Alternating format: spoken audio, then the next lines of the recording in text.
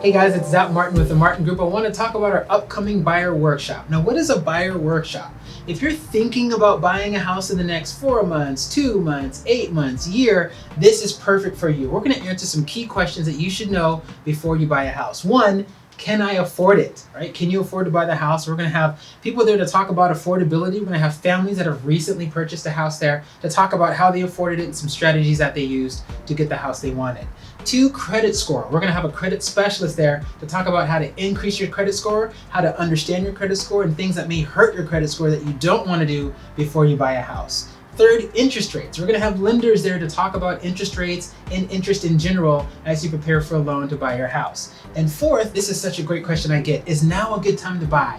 We're going to answer the question specifically when the best time to buy a house will be, and we're going to answer that question at our buyer workshop. And lastly, we just want to give you general strategies and tricks to the trade to help you get the best house at the best price at our buyer workshop. So we look forward to seeing you there at our next buyer workshop.